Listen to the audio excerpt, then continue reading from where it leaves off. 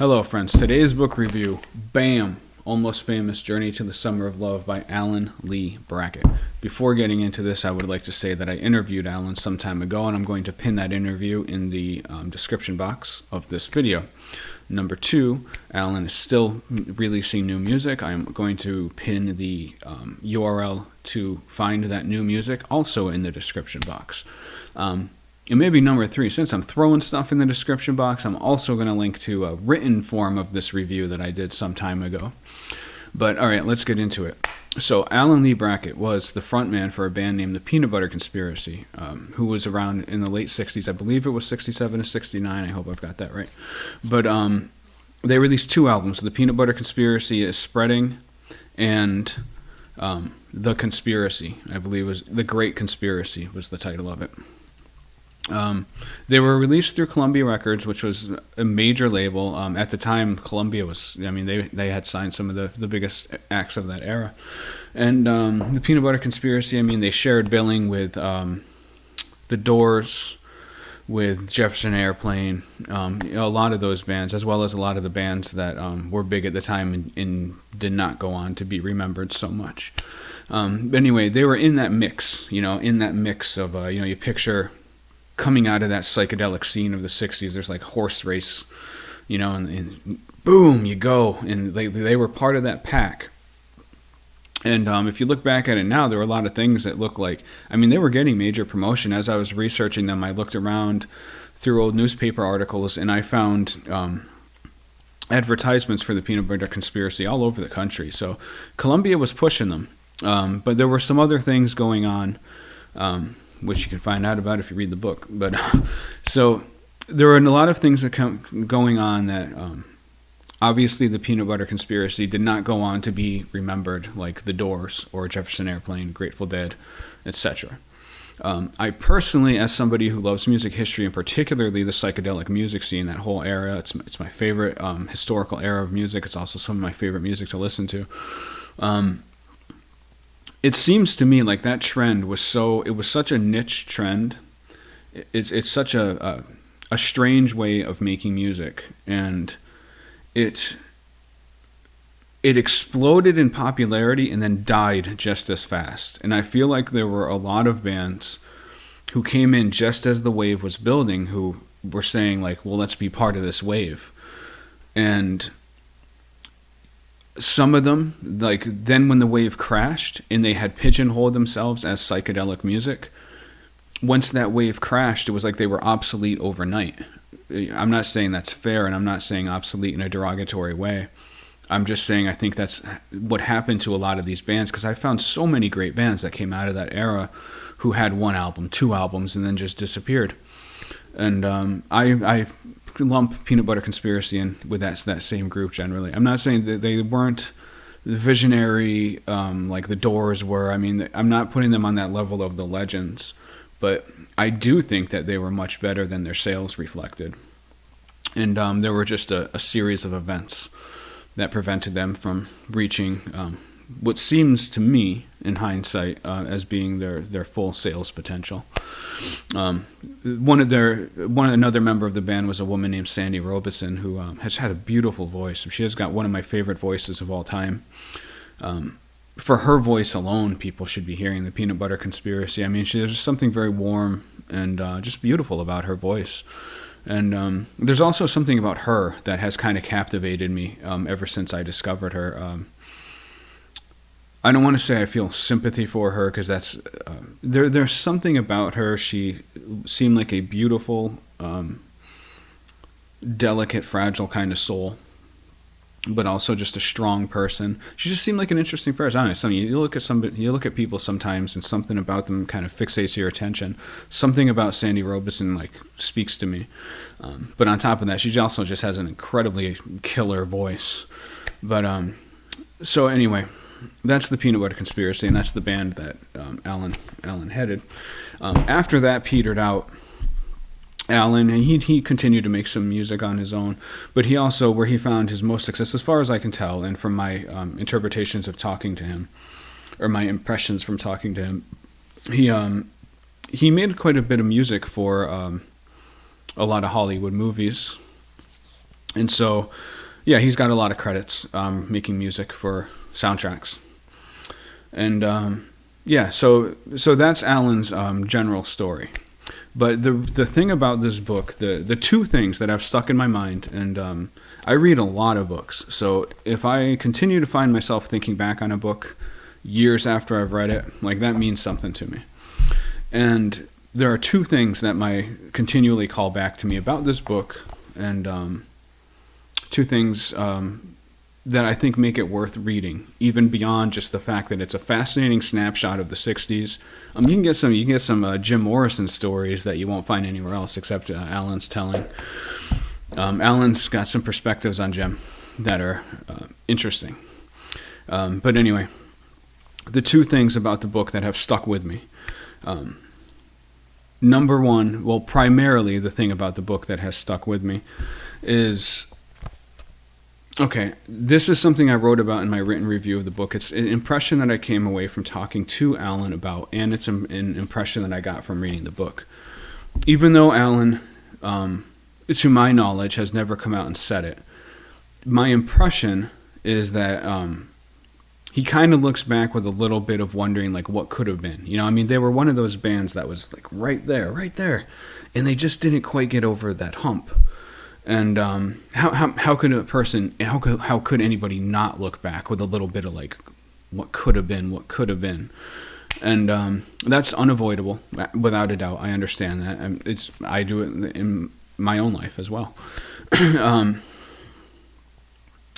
But sorry, I lost my train of thought. Oh, okay. But so I thought about this a long time, and this is an interesting thing about my impression of this book, is that when I look back on my own life, and I'm using myself as a window for all of you out there, right? It's not, I'm not trying to talk about myself or make it about myself. When I look at my life, I also look back at some of the mistakes and think, opportunity lost. I screwed up. I didn't, like, I'm a writer, and I have not reached in fiction. I'm a professional editor and writer. In terms of fiction, I have not yet reached even close to my goals. And so sometimes, naturally, I look back and I think, God dang it, man, I didn't quite make it. And I think that's something that we all do to ourselves, and I think that's something that Alan does to himself. But what's interesting to me is that when I read this book, I don't look at Alan that way. I don't look at Alan as somebody as what could have been, as a missed opportunity. I look at it as, dude, how many musicians are there in the world, right? And then how many musicians are ever paid a single cent for their music? And then keep condensing, or keep contracting this percentage of musicians, right? There's all these musicians. Yeah, sure, there's all these musicians. How many of them ever actually play in front of people? How many of them ever make money for playing in front of people? How many of them ever land a record deal? How many of them share stages and billings with the Doors and Jefferson Airplane, etc.? And you're coming down and down until you're like at the 1/100% of musicians that reach the level that Alan reached. It's an interesting dynamic in human beings, because to me, I look at that and it's like, dude, it's a cool life, man. Like, that's a really cool life, I mean, yeah, things didn't go quite the way you wanted, but it's a lot cooler than somebody who is just messing around with a guitar for 40 years and then wakes up one day and realizes I never even went for it. I mean, Alan went for it. The Peanut Butter Conspiracy went for it. And they experienced success and got to live in a scene that very few musicians would ever get to experience. I think that's pretty awesome. And it's interesting. We tend to be harder on ourselves than we are on each other, or we tend to be harder on ourselves than we are on other people. And I think that sometimes we need to be woken up to that, like, dude, you did good for yourself, And that's a big thing that has stuck with me in this book. We have this way of creating an illusion in our life, in our minds, that there are the winners and the losers, and the winners are that they're the Bob Dylans, the Led Zeppelins, the Cormac McCarthy's, the whatever the absolute top is in any field. But that's not true. There's a whole stratification and a whole level of what you could call success. and what you could call achievement, and which is what you can call a good life, right? I mean, I think sometimes it's good. Sometimes it's good for us to tap each other on the shoulder and be like, "Yo, dude, you did good. You did good." You know, and that aspect of life and that dynamic of humanity has stuck in my mind ever since I read this book. And also, Alan's he's an excellent writer. He's definitely a good writer. But the other thing that stuck in my mind was, Alan talks about his life before the 60s. And that was actually probably my favorite part of the book, which I did not expect. It was the part leading up to when he went into the Los Angeles 60s psychedelic scene. And, he talks about this world that he lived in where everything was so safe and the community was so supportive. And everybody knew everybody, and there was all, like the old woman down the road would be asking how you were doing, and everybody was up on each other's lives. And, he kind of asks, how much did we lose in the 60s with all of this? And that's a question that I've been asking myself as somebody who loves history and has watched how culture has changed. Obviously, it's such a complicated question, right? Because so many things with civil rights were won by the baby boomer generation in the 60s. There were such advances in that aspect, and such a new level of acceptance of different people, whether it be racially or ideologically or whatever. Although that's kind of spun around today, and people aren't so ideologically open and tolerant anymore. But anyway, that's a different topic. My point is, Alan asks himself the question. There's a line in the book where he asks that question, was the 60s really an advance, or did we lose something that we can never get back again? And that too is a question that I've been asking myself as I look around at this madness. And I am an optimist by nature. I think at the end of this current situation that we're in, of this mad division and all of this animosity and all of this, I think good stuff's going to come, but I'm not going to derail this with my own thoughts and predictions about the direction the world is going. We'll stick to Alan Lee Brackett in the book. So that's another aspect of the book that I really enjoyed. And it's also just fun to see one man's look at that whole 60s scene, as well as, like I said, the 50s. But, he was there. The story of the band's formation itself is really odd.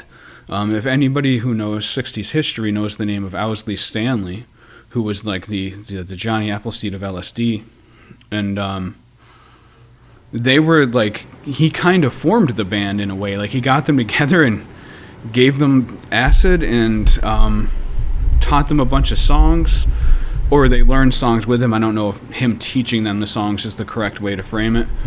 And he got them out and kind of helped get them going. And that's an odd story. It's very odd. Fascinating, right? I mean, it's really interesting. And then, he was there side by side with Morrison and the Doors as the Doors were coming up and trying to launch. He's got some stories about that are really interesting. But those two main points that I brought up are the main things that I wanted to talk about. And now, my friends, I apologize that I'm beginning to ramble, so I'm going to stop myself. I recommend this book. I would go so... I don't just recommend it. If you come upon this and you would like a copy of this book, leave a comment in the description box, and I will give away I will buy a copy of this book and send it to you. So that's it. Check out Alan's stuff. Check out my interview with Alan, and look up Sandy Robinson, man. Listen to that voice, and man, Peanut Butter Conspiracy, unfairly forgotten band. And Alan Lee Brackett's book is a book that should be read more, though. Let's face it, it's 2021. People aren't reading a whole lot these days, unfortunately. But if you are a reader, excellent book. Check it out. Peace out.